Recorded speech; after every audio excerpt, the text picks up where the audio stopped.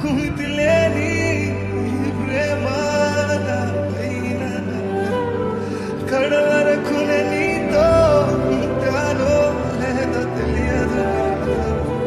ఎందుకు మితి లేని ప్రేమ పైన కడ వరకు నీతో ఉంటానో తెలియదు.